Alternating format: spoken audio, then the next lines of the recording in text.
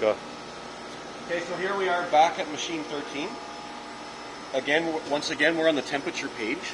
You can see our set points are white, our actual values are yellow, and as you'll see that they're within 2 degrees. It's okay. We can begin the process of starting the machine now. So we have to close the safety gate, and also it was closed, but we have to make sure that this purge guard is closed, or the machine will not operate, which is a good thing because that's dangerous. So we're going to go ahead and bring our hopper over top of the feed throat to allow the pellets to fall into the barrel. I'm going to lock that in place so it doesn't roll away on us later. Now, first thing we're going to do is, you will notice when the machine was parked and shut down, it's purposely left with the actual screw position kind of in the middle. That position is not important, just as long as it's not at the bottom or the front of the barrel. So because the screw is back, the first step is to hit the injection button and bring it forward.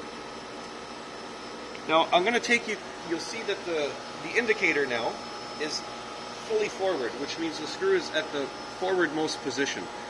I'm going to switch pages, as a matter of fact. I'm going to go to the injection page.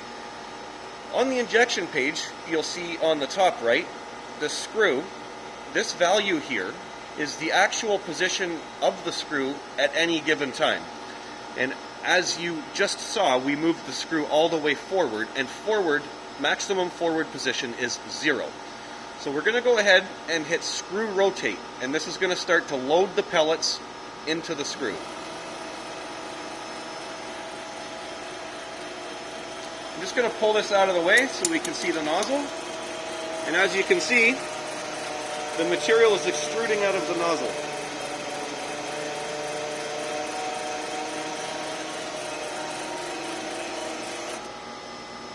So there you see the machine reached its set shot point, so it automatically stopped rotating the screw. We did not stop it. It stopped itself. So we're going to go ahead and just purge that a few times to get the old material that's been sitting in there for a while out. Now I'm going to go ahead and stop this because I do have something that I want to say. As you may have seen, the material was continuously coming out of the nozzle, which is actually a waste of material. So what we're trying to achieve here in order to start the machine is we need to have the screw rotate back to the set shot position.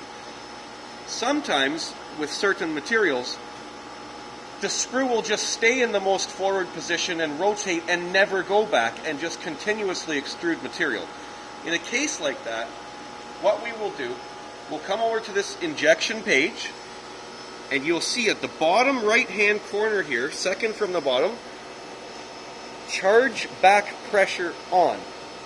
We're going to go ahead and turn that off, and that's going to remove the hydraulic resistance put upon the back of the screw. So if we turn that off, now when we rotate the screw, it has a much easier time going back.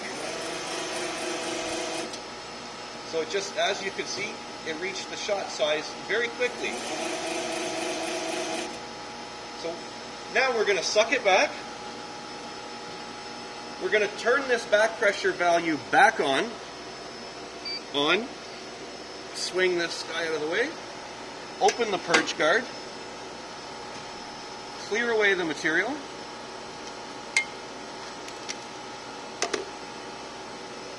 Make sure that your screw bushing is clean, make sure there's no purged material that's going to end up stuck between the screw bushing and the nozzle. In this case, there is not. You close the purge guard. Swing this controller back around.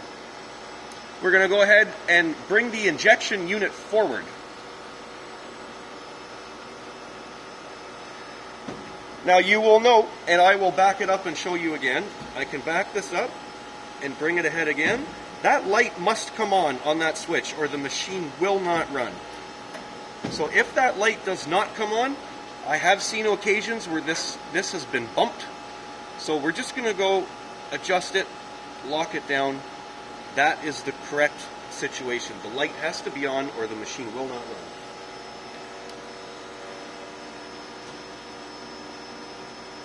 we're going to go ahead and turn off our alarms just for the point of starting up.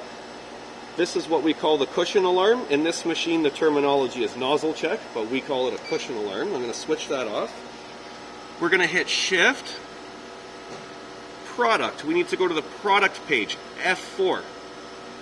Bad shot. This setting right here, we need to turn that off. Otherwise, we're going to get nuisance alarms while we're trying to start the machine. So now we are off. So now we're going to go ahead, we're going to put it in fully automatic, and we're going to press mold close, which will start the cycle.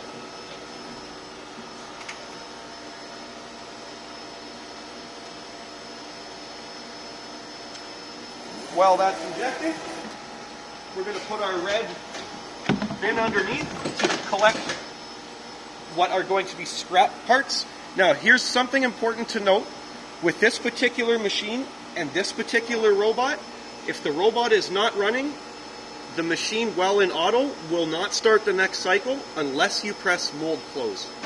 The reason for that, the machine itself is waiting to see the robot cycle, but because the robot is not on, it did not cycle, and so the machine stops. Again, we're going to hit mold close because the robot is not on.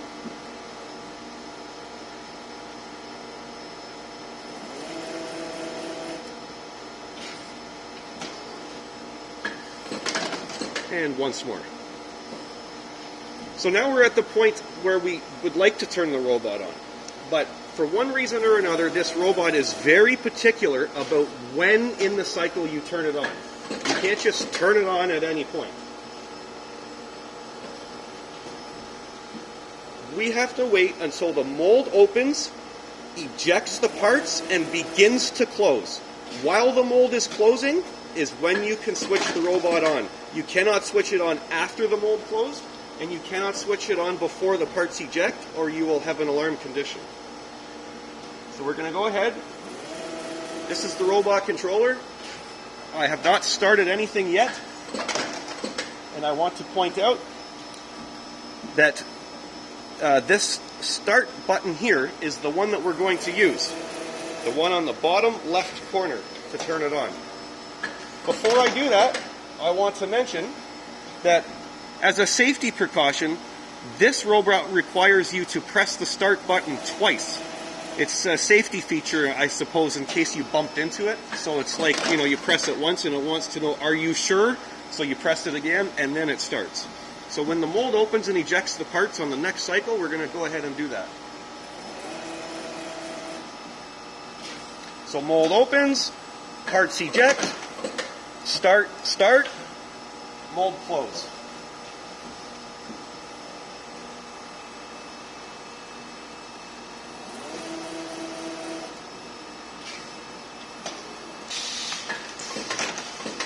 And now the machine will run in fully automatic. So we can go ahead and push this controller back there. We're going to run 8 to 10 shots. While we're waiting, we're going to come to the controller, and we want to look at shot data. F5. So we're going to go ahead and press F5. This takes us to the statistical data for each cycle. On this machine, and they are all different, on this particular machine, the most recent cycle is at the top of the page, marked 0. Now, as you can see, the last few shots, well, I should explain. This injection millimeter column is the actual cushion position registered for that cycle. So we know right now it's about 4.5, because I see 4.4, 4.5, 4.6. It's about 4.5. So I'm going to now press Shift, and I'm going to go back to the injection page, F2, and I'm going to look at the cushion window that the machine is set for. So if the actual cushion is between 3.8 and 5.0, we can go ahead and switch the cushion monitor on without a nuisance alarm. So I'm going to go ahead and do that. So I use the arrow buttons to bring the cursor. I highlight the off, and I press Enter to change it to the on position. The cushion monitor is now on. Now I'm going to press shift. I'm going to go to page F4 product, and if you recall, there was this bad shot value that at the beginning of this process, we had turned it off. Now is the time to turn it back on. And there we go. All the alarms are now on and everything is being monitored. So at this point, we're going to go ahead and remove our bin of scrap that we generated while cycling the machine at startup. We're going to put the empty white bin under there. This mold just ejected the shot. This mold's an 8 cavity. We want to verify that we have 8 pieces and one didn't jump away on us. Sure enough, we have 8 pieces. And now we've collected our first off for the quality inspection. Once that part is finished, that's when you would make your way over to the production event log. And in this case, we're not doing it, but because this is just for an example, but you would go ahead and fill out the date and the time in the machine startup line and sign your name. And that would complete the startup process.